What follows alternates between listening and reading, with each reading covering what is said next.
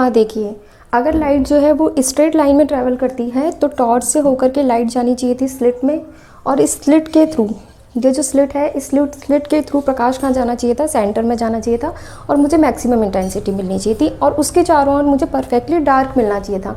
लेकिन आपने एक्सपेरिमेंट में क्या देखा, आपने देखा कि आपको यहाँ सेंटर में तो मैक्सिमम इंटेंसिटी मिली, लेकिन उसके बाद में यहाँ मुझे परफेक्टली डार्क नहीं मिला। क्यों नहीं मिला? मुझे लाइट के यहाँ पर कुछ इंटेंसिटी मिली है ना, इसके कंपैरिजन में मुझे कैसी इंटेंसिटी मिली, कुछ मिनिमम इंटेंसिटी मिली है ना।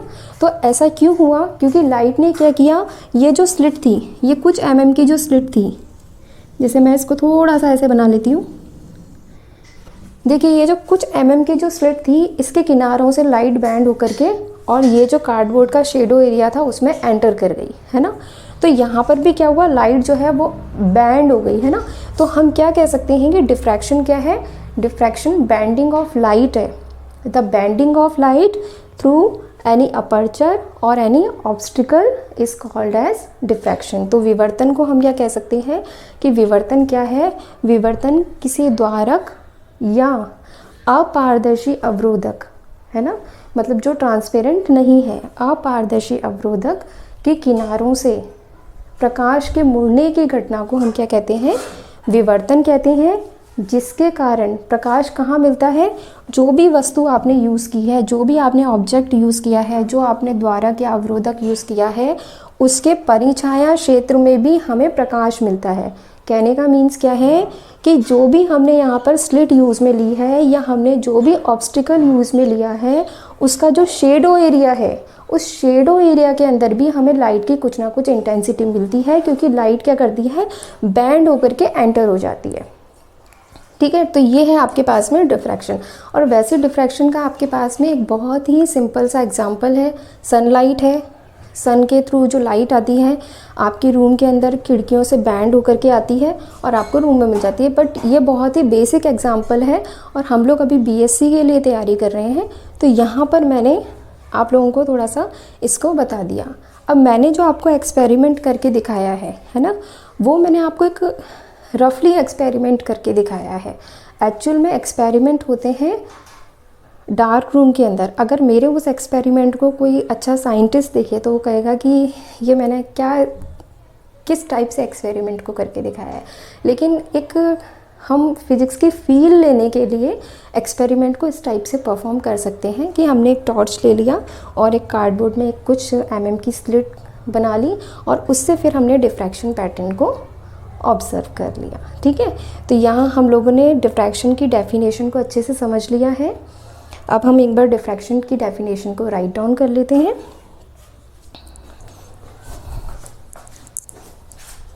देखिए डिफ्रैक्शन क्या है, डिफ्रैक्शन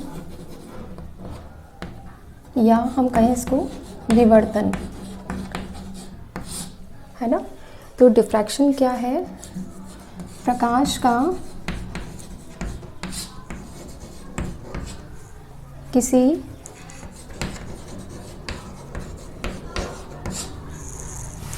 द्वारक या अवरोधक, इसको आप लिखना अपारदर्शी अवरोधक, अपारदर्शी अवरोधक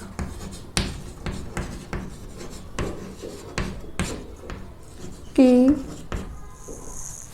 किनारों से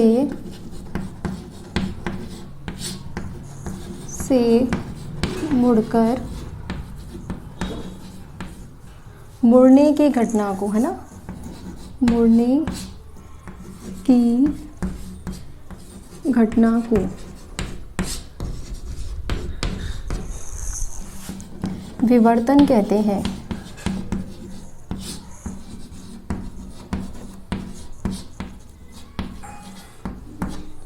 ठीक है, तो जो आपने अपारदर्शी अवरोधक यूज़ किया है उसके ज्यामितीय क्षेत्र में, मतलब जो आपने ऑब्स्टिकल यूज़ किया है उसके जो शेडो एरिया है, उस शेडो एरिया में प्रकाश एंटर कर जाता है, उसको हम बोलते हैं डिफ्रैक्शन या विवर्तन। तो हम इन दी शॉर्ट क्या कह सकते हैं, द बैंडिंग ऑफ लाइट, क्या कह सकते हैं हम, the bending of light from sharp edges of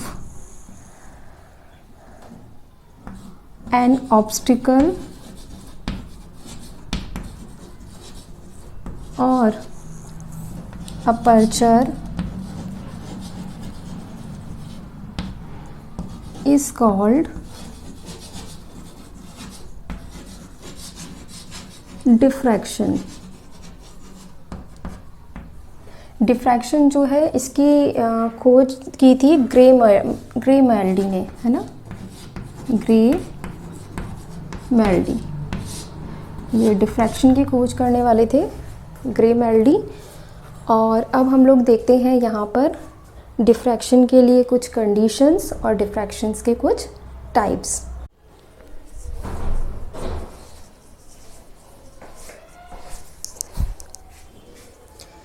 देखिए, जैसे आपके पास में इंटरफेरेंस जो है उसके लिए एक असेंशियल कंडीशन है कि दोनों सोर्सेज जो हैं वो कोहेरेंट सोर्सेज होने चाहिए, है ना। मतलब व्यतिकरण के लिए एक आवश्यक शर्त है कि दोनों स्रोत जो हैं वो कलासंबद्ध स्रोत होने चाहिए। उसी टाइप से जब हम डिफ्रैक्शन परफॉर्म करते हैं तो डिफ्रैक्शन के लिए भी एक असेंशियल कंडीशन है। क्या है कि आपके पास में जो स्लिट है उसका आकार, साइज़ ऑफ स्लिट, जिसको हम कहते हैं द्वारक का आकार, है ना, द्वारक, या इसमें आप ले सकते हो अवरोधक, है ना, द्वारक या अवरोधक का आकार, और वेवलेंथ ऑफ लाइट, जो प्रकाश की तरंग दैर्ध्य है ना। तो जो आपके पास में द्वारक या अवरोध है उसका आकार और प्रकाश की तरंग दैर्ध्य दोनों जो हैं वो सेम ऑर्डर के होने चाहिए, सेम कोटि के होने चाहिए। ठीक है, हम क्या कहेंगे, द्वारक या अवरोधक का आकार प्रकाश की तरंग दैर्ध्य के समान कोटि का होना चाहिए। या हम कह सकते हैं कि जो स्लिट का साइज़ है और जो वेवलेंथ ऑफ लाइट है दोनों सेम ऑर्डर के होने चाहिए। इस बात को हम कैसे समझेंगे, देखिए, वेवलेंथ ऑफ लाइट हमको पता है कि जो लाइट है उसका ऑर्डर कितना है, 4000 to 7000 एंगस्ट्रॉम है। ठीक है, तो यहाँ पर मैंने रैंडमली एक वेवलेंथ ऑफ लाइट ले ली, कितना, 5000 एंगस्ट्रॉम। अब हमको पता है 1 एंगस्ट्रॉम किसके इक्वल है, 10⁻⁻10 के। तो मैंने इसको हटा के लिख दिया यहाँ 10⁻⁻10 मीटर। इसको मैंने सॉल्व किया तो कितना आया, 5 × 10⁻⁻7 मीटर। इसका मतलब वेवलेंथ ऑफ लाइट जो है वो किस ऑर्डर की है, 10⁻⁻7 मीटर ऑर्डर की है। ठीक है, अब हम लोग जब लैब में एक्सपेरिमेंट करते हैं, जब हम डिफ्रैक्शन पैटर्न को देखते हैं, है ना, एक फ़ाइन डिफ्रैक्शन पैटर्न को देखने के लिए हम एक्सपेरिमेंट परफॉर्म करते हैं, तो वहाँ पर अपने पास में क्या होता है, मैं आपको रफली बता रही हूँ कि हम इसको डिटेल में भी समझेंगे कि अपने पास में एक डिफ्रैक्शन ग्रेटिंग होती है। ये मेरे पास में एक डिफ्रैक्शन ग्रेटिंग है, मतलब एक ट्रांसपेरेंट मीडियम होता है जिसके अंदर जो कांच का बना हुआ होता है, जिस पे जो आपका डायमंड का क्रिस्टल है उससे लाइंस ड्रॉ कर दी जाती हैं। ठीक है, और वो लाइंस इस टाइप से ड्रॉ की जाती हैं, जैसे मैंने ये लाइंस ड्रॉ कर दी। तो यहाँ पर क्या होता है कि ये जो लाइंस हैं ये अवरोधक की तरह से काम करती हैं, ऑब्स्टिकल की तरह से काम करती हैं, और इनका ये जो मिड का एरिया है ये द्वारक की तरह से काम करता है, ये अपर्चर की तरह से काम करता है, मतलब इसमें से लाइट आती है ना। तो बहुत सारी मल्टीपल स्लिट्स बन जाती हैं। यहाँ अगर मैं बहुत सारी लाइंस ड्रॉ कर दूँ तो यहाँ पर क्या होगा, मल्टीपल स्लिट्स बन जाएंगी। ठीक है, तो ये जो अपने पास में कांच होता है, ये कांच होता है कितने का, ये होता है 1 इंच का, है ना। 1 इंच में कितने सेंटीमीटर होते हैं, 2.54 सेंटीमीटर होते हैं। और उस 2.54 सेंटीमीटर में कितनी लाइंस ड्रॉ की जाती हैं लैब में, 15,000 लाइंस ड्रॉ की जाती हैं। तो एक लाइन, है ना, एक लाइन आपके पास में कितने की हो जाएगी, यहाँ एक लाइन के लिए आप क्या करेंगे, 2.54, है ना। इसको मैंने मीटर में कन्वर्ट कर लिया, ये कितना आ गया, 10⁻⁻2 मीटर। और यहाँ ये 15,000 से मैंने इसको डिवाइड कर दिया। ठीक है, इसको आप जब सॉल्व करेंगे तो आपके पास में कितना आ जाएगा, ये आ जाएगा 0.000169 और 10⁻⁻² मैंने एज इट इज़ ले लिया। ठीक है, तो इसको आप करेंगे कितना हो जाएगा 1 2 3 4 5 6 7, तो या हम ले लेते हैं 1 2 3 4 है ना 5 6, तो ये आ जाएगा 1.69 10⁻⁻6 मीटर। इतनी बारीक वो लाइन होती है जिससे हम क्या स्टडी करते हैं, डिफ्रैक्शन पैटर्न ऑब्जर्व करते हैं। तो यहाँ पर आप क्या देख सकते हो कि साइज ऑफ स्लिट किस में है, किस ऑर्डर में है, 10⁻⁻6 मीटर में है ना। और वेवलेंथ ऑफ लाइट किस में है, 10⁻⁻7 मीटर में है। तो ये दोनों सेम ऑर्डर होने से हमें लैब के अंदर डिफ्रैक्शन पैटर्न जो है वो ऑब्जर्व होता है। उसमें हमें ब्राइट और डार्क फ्रिंजेस अच्छे से ऑब्जर्व होती हैं। ठीक है, अब बात करते हैं क्या हमें डेली रूटीन में हम लाइट का डिफ्रैक्शन ऑब्जर्व कर सकते हैं। डेली रूटीन में लाइट का डिफ्रैक्शन तो होता है, लेकिन उसके अंदर जो पर्टिकुलर डार्क और ब्राइट फ्रिंजेस हैं उसको हम ऑब्जर्व नहीं कर पाते हैं। क्यों नहीं कर पाते हैं, उसका कारण क्या है, देखिए, जो पहले हम साउंड की बात कर लेते हैं। आप लोगों ने पहले पढ़ा हुआ है कि साउंड वेव्स जो हैं उनका डिफ्रैक्शन इजीली होता है। जैसे आपके पास में कहीं किसी डिस्टेंस पे डीजे बज रहा है, तो जितनी भी वॉल्स हैं उनसे वो जो रेज़ हैं वो डिफ्रैक्ट होती हैं, मतलब प्रकाश जो है वो मुड़ करके और आपके कानों तक पहुंच जाता है। ठीक है, इसी तरीके से डेली रूटीन में हम सनलाइट का डिफ्रैक्शन भी देखते हैं, लेकिन हमें एकदम फेयर पैटर्न नहीं मिलता है। उसका कारण क्या है कि जो साउंड वेव्स हैं वो साउंड वेव्स कैसी हैं, वो साउंड वेव्स जो हैं वो उनका वेवलेंथ 1 मीटर का है। और हमारे पास डेली रूटीन में जो हमारे पास में अपर्चर्स हैं, मतलब जितने भी इमारतें बनी हुई हैं या छोटे छोटे ऑब्जेक्ट हैं, वो सब किस ऑर्डर के हैं, वो 1 मीटर ऑर्डर के हैं या इससे ज़्यादा बड़े हैं। तो हमें ध्वनि का विवर्तन आसानी से मिल जाता है। इसकी बजाय जब हम लाइट की बात करते हैं तो, या जैसे आप रेडियो तरंगों की बात करते हैं, तो रेडियो तरंगों के लिए भी जो वेवलेंथ है वो कितना है, वो 250 मीटर तक है। तो इसलिए रेडियो तरंगें जो हैं वो छोटी छोटी इमारतों से और पहाड़ियों से टकरा करके आसानी से हमें रिसीव हो जाती हैं। लेकिन जो प्रकाश तरंगें हैं उनका वेवलेंथ कितना है, उनका वेवलेंथ है 10⁻⁻10 मीटर, 10⁻⁻7 ले लेते हैं इसको, -7 मीटर का। तो डेली रूटीन के अंदर हमारे पास में ऐसे ऑब्स्टिकल, इस टाइप की स्लिट्स, इस टाइप के डिवाइसेस नहीं हैं जिनसे हम एक फेयर डिफ्रैक्शन पैटर्न ऑब्जर्व कर सकें।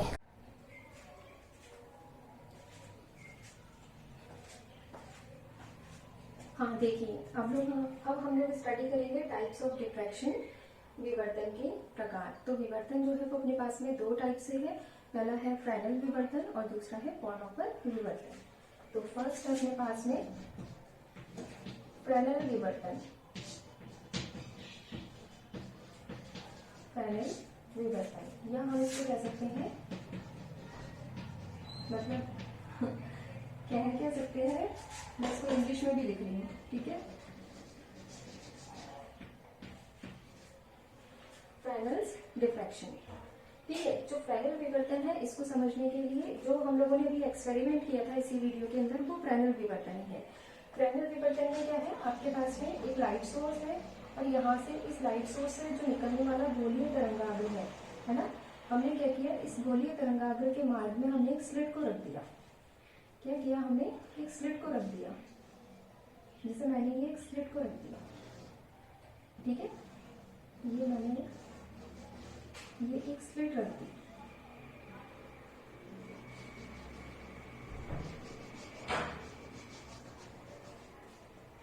ठीक है, तो अब क्या होगा कि ये जो गोलीय तरंगाग्र है इससे जाने वाला प्रकाश यह जाएगा और यहाँ मैंने पर्दा या स्क्रीन रख दिया। ठीक है, तो ये तो है आपका लाइट सोर्स, ये आपका प्रकाश स्रोत है ना, और ये है आपका गोलीय तरंगाग्र, या आप कह सकते हैं इसको स्फेरिकल या सर्कुलर वेव फ्रंट।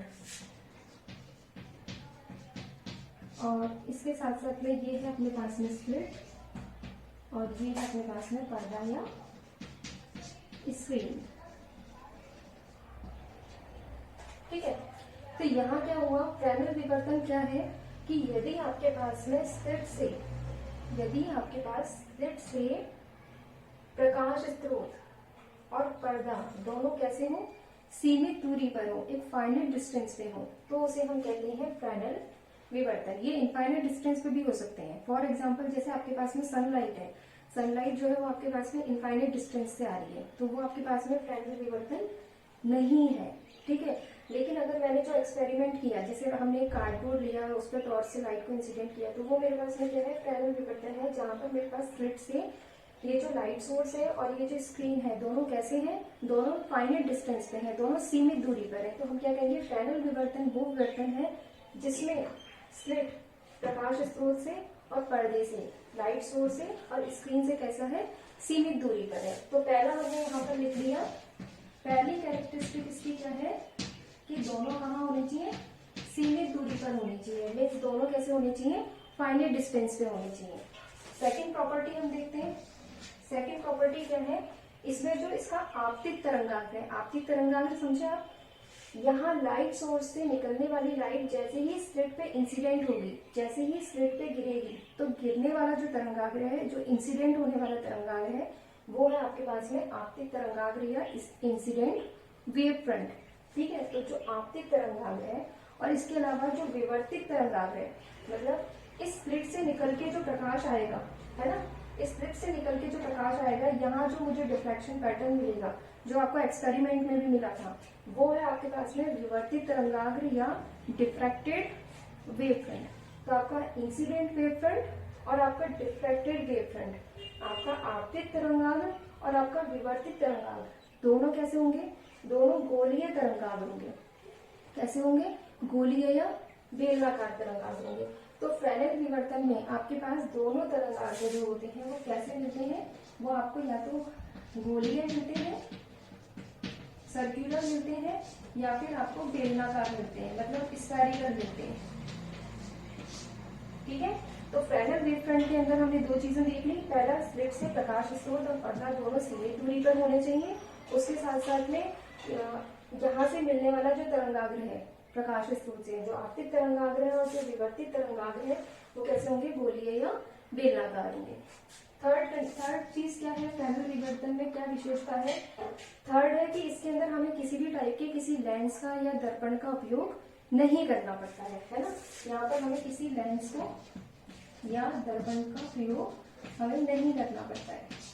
फोर्थ हम क्या ले सकते हैं, इसमें एक ही विवर्तक का प्रभाव शामिल होता है। कैसे, देखो यहाँ पर एक ही स्लिट है ना, तो डिफ्रैक्शन किससे हो रहा है, सिंगल स्लिट से हो रहा है, एक ही स्लिट से हो रहा है। तो अगर जैसे मैंने एक्सपेरिमेंट किया है ना, तो उसमें मैंने एक स्लिट लिया, एक ही विवर्तक का प्रभाव लिया है, तो यहाँ पर मेरे पास में कौन सा डिफ्रैक्शन है, फ्रेनेल विवर्तन है। तो यहाँ पर कितने विवर्तन का प्रभाव देखने को मिलता है, एक विवर्तक का।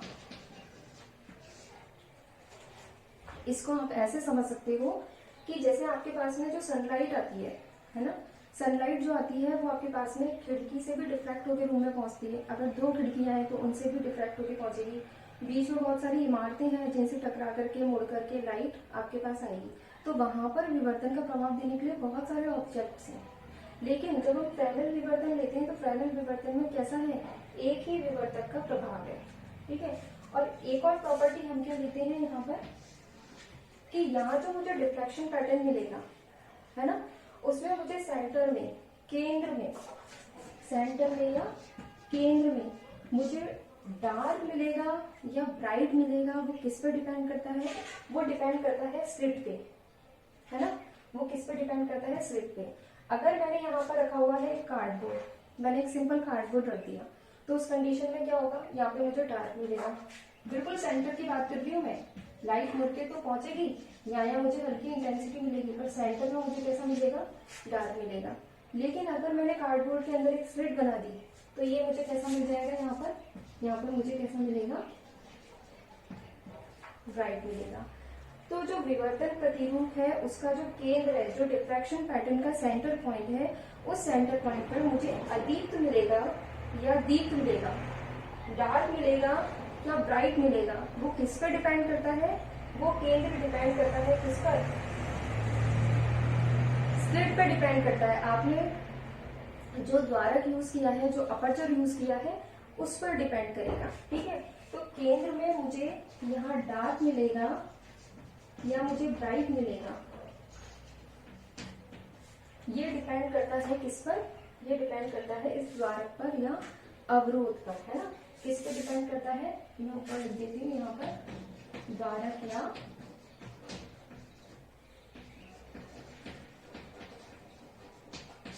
अवरोध के, है ना, आकार पर,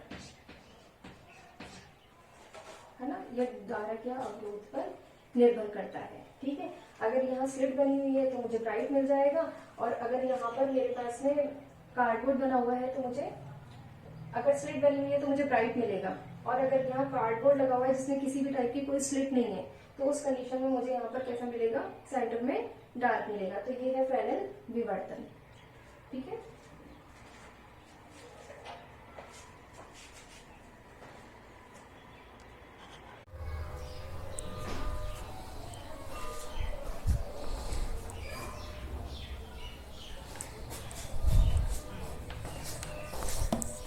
हाँ देखिए, नेक्स्ट हम लोग स्टडी करते हैं डिफ्रैक्शन का सेकंड टाइप। सेकंड टाइप है फॉर्नहोफर डिफ्रैक्शन। इसको लिख देती हूँ मैं, फॉर्नहोफर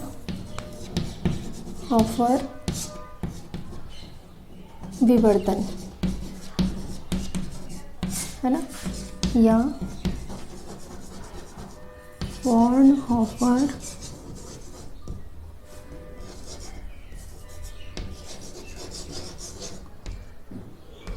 डिफ्रैक्शन। ठीक है, तो देखिए फॉर्नहोफर विवर्तन जो है, इसको समझने के लिए हम लोग एक डायग्राम कंसीडर करते हैं, लेकिन उस डायग्राम से पहले हम एक बहुत ही इंटरेस्टिंग बात कर लेते हैं। वो क्या है, जैसे अगर अपने पास में किसी लाइट सोर्स से निकलने वाला ये गोलीय तरंगाग्र है। ठीक है, अब इस तरंगाग्र को मैं इनफाइनाइट डिस्टेंस से देखती हूँ। मैंने इनफाइनाइट डिस्टेंस से देखा तो मुझे पूरा तो दिखेगा नहीं, उसका कुछ पार्ट ही दिखाई देगा, है ना। जैसे आप लोग किसी रोड पर जा रहे हैं, आपको एक बार में पूरी रोड दिखाई देती है। अगर रोड ने कर्व लिया हुआ है तो आप ड्राइव कर रहे हैं, आपको रोड पूरी नहीं दिखाई देती है। जब आप थोड़ा और आगे जाते हैं, अगर रोड ने कर्व लिया हुआ है, फिर आपको आगे की रोड दिखाई देती है ना। तो रोड कैसी दिखती है, स्ट्रेट दिखती है। ऐसे ही मेरे पास में ये गोलीय तरंगाग्र है, इसको मैंने इनफाइनाइट डिस्टेंस से देखा, तो इनफाइनाइट डिस्टेंस से देखने पर मुझे इसका कुछ पार्ट दिखाई दिया। तो है तो ये एक्चुअल में कैसा, गोलीय तरंगाग्र, सर्कुलर वेव फ्रंट, लेकिन मुझे इसका कुछ पार्ट दिखाई दे रहा है जो कैसा है, प्लेन वेव फ्रंट है ना, समतल तरंगाग्र है। ठीक है, तो जब हम गोलीय तरंगाग्र को अनंत दूरी से देखते हैं तो वो हमें कैसा दिखाई देता है, वो हमें समतल तरंगाग्र दिखाई देता है, या हम कहें वो हमें प्लेन वेव फ्रंट दिखाई देता है। ये चीज़ क्लियर हो गई, है ना।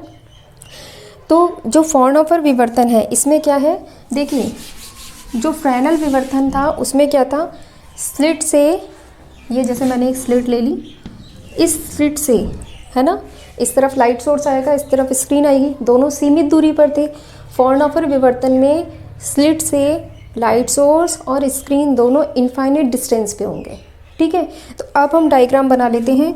तो जब भी हम फॉर्नहोफर के लिए डायग्राम बनाएंगे तो उसके अंदर हमें ये ध्यान रखना है कि तरंगाग्र जो है वो कैसा आएगा, समतल तरंगाग्र आएगा, है ना। अब समतल तरंगाग्र को कैसे रिप्रेजेंट करते हैं, ये मेरे पास में एक समतल तरंगाग्र है ना, ये रेज जा रही है, ये एक समतल तरंगाग्र है, ये आपतित तरंगाग्र है, इंसिडेंट वेव फ्रंट है, प्लेन वेव फ्रंट है। मैंने क्या किया, यहाँ एक स्लिट को रख दिया, ये एक स्लिट बना दी मैंने, है ना, मतलब ये स्लिट यहाँ से यहाँ तक ओपन है। अब क्या होगा, स्लिट के किनारों से लाइट जो है वो क्या करेगी, बैंड करेगी, है ना। तो यहाँ से स्लिट, ये जो लाइट है इसने यहाँ से ये बैंड किया, और आप चाहें तो इसको ऐसे मान लें कि ये मल्टीपल स्लिट हैं फॉर्नहोफर में। वैसे में ये, है ना, इस टाइप से,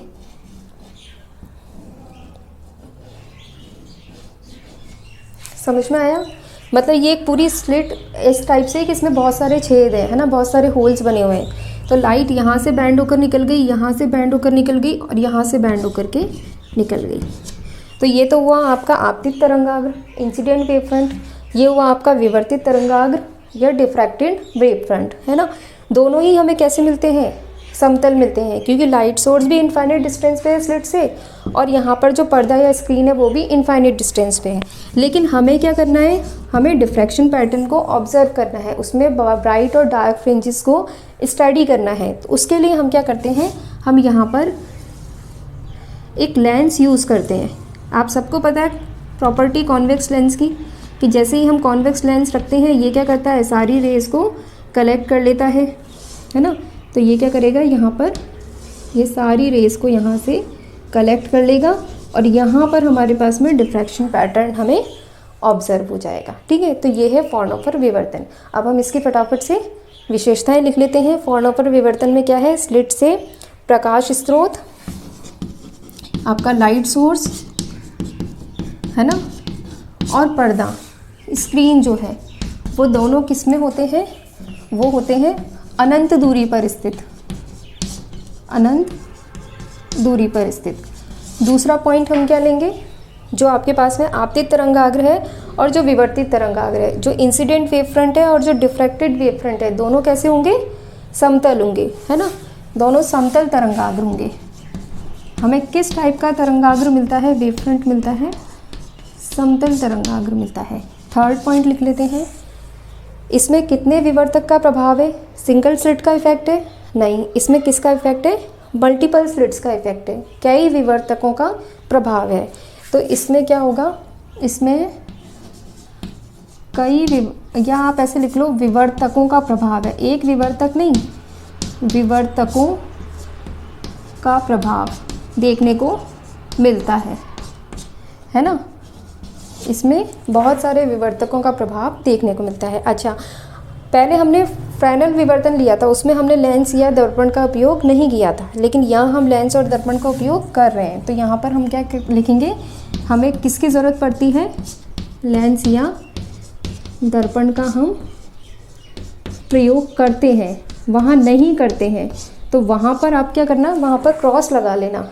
ठीक है, फिर है उसके बाद में लास्ट पॉइंट कि यहाँ पर अपने पास में जो पर्दे पर डिफ्रैक्शन पैटर्न बनता है, उसका जो सेंटर पॉइंट है, जो उसका केंद्र है ना, केंद्र पर दीप्त बनेगा या अदीप्त बनेगा, केंद्र पर दीप्त बनेगा या अदीप्त बनेगा। इसको आप ऐसे याद रख सकते हो कि देखो आपके पास में यहाँ पर हैं ये यहाँ पर ये हैं आपके पास में मल्टीपल स्लिट्स, है ना। जब लाइट रेज मल्टीपल स्लिट्स में से हो के जाएगी ना, एक तो होती है सिंगल स्लिट, जैसे आपको पता है, आपने एक्सपेरिमेंट किया, कार्डबोर्ड के अंदर एक सिंगल स्लिट थी, है ना। अगर वो सिंगल स्लिट है तो लाइट जाएगी, अगर कार्डबोर्ड के अंदर कोई स्लिट नहीं है तो वहाँ डार्क बन रहा था, वो था अपने पास में फ्रेनेल विवर्तन। लेकिन यहाँ पर क्या है, यहाँ पे मल्टीपल स्लिट्स हैं। जैसे मेरे पास एक चन्नी है, चन्नी के अंदर मैंने बहुत सारे छेद कर दिए, तो उस कंडीशन में तो मुझे हमेशा ब्राइट ही मिलेगा, है ना। तो फ्राउनहोफर डिफ्रैक्शन में मेरे पास में यहाँ मल्टीपल स्लिट्स हैं, बहुत सारे रेखा छिद्र हैं, तो उनसे मेरे पास में केंद्र मुझे हमेशा कैसा मिलेगा, दीप्त मिलेगा, है ना, ब्राइट मिलेगा। तो जो फ्राउनहोफर डिफ्रैक्शन है आपका, इसमें केंद्र हमेशा आपको कैसा मिलेगा, दीप्त मिलेगा या ब्राइट मिलेगा। अब हम फटाफट से एक बार क्या करते हैं, दोनों का कंपैरिजन देख लेते हैं, फ्रेनेल विवर्तन और फ्राउनहोफर विवर्तन। देखिए फ्रेनेल विवर्तन में क्या था, आपके पास में लाइट सोर्स और स्क्रीन दोनों कहाँ थे, सीमित दूरी पर, यहाँ किस में है, अनंत दूरी पर। फ्रेनेल विवर्तन में आपको जो तरंगाग्र मिलता है वो कैसा मिलता है, गोलीय तरंगाग्र, लाइट से निकलने वाला तरंगाग्र गोलीय ही होता है। लेकिन यहाँ पर अनंत दूरी होने की वजह से हमें आपतित और विवर्तित तरंगाग्र कैसे मिलते हैं, समतल तरंगाग्र मिलते हैं। फ्रेनेल विवर्तन में हमें एक ही स्लिट का प्रभाव देखने को मिलता है, एक ही विवर्तक का प्रभाव देखने को मिलता है। लेकिन फ्राउनहोफर डिफ्रैक्शन में हमें यहाँ पर मल्टीपल स्लिट्स के विवर्तकों का प्रभाव देखने को मिलता है। वहाँ पर हम किसी भी लेंस या दर्पण का प्रयोग नहीं करते हैं, लेकिन फ्राउनहोफर में हम लेंस या दर्पण का प्रयोग करते हैं। इसके साथ साथ में वहाँ फ्रेनेल के अंदर क्या था, केंद्र जो था वो किस पर डिपेंड करेगा, वो डिपेंड करेगा यहाँ पर। अगर मैंने सिंपल कार्डबोर्ड लिया है तो पर्दा मुझे कैसा मिलेगा, डार्क मिलेगा। अगर मैंने कार्डबोर्ड में स्लिट बना दी तो पर्दे पे मुझे कैसा मिलेगा, ब्राइट मिलेगा। इसका मतलब वहाँ पर मेरे पास में केंद्र ब्राइट होगा या डार्क होगा वो डिपेंड करेगा किस पर, स्लिट पे, विवर्तक पर, विवर्तक के आकार पर फ्राउनहोफर विवर्तन जो है वो उसमें क्या होगा, केंद्र हमेशा कैसा होगा, ब्राइट होगा। क्योंकि आप हमेशा ध्यान रखिए फ्राउनहोफर विवर्तन जो है वो मल्टीपल स्लिट बेस्ड है, मतलब उसके अंदर बहुत सारे रेखा छिद्र हैं या बहुत सारे होल्स हैं। आप ऐसे याद रख लें कि एक चन्नी है, अगर हम उसको यूज़ कर रहे हैं, है ना, या हमने क्या किया, कार्डबोर्ड के अंदर बहुत सारे छोटे छोटे बहुत सारे होल्स कर दिए, तो दिखती सी बात है उन सबसे लाइट जाएगी और सेंटर पॉइंट हमें कैसा मिलेगा, सेंटर पॉइंट हमें ब्राइट मिलेगा। ठीक है,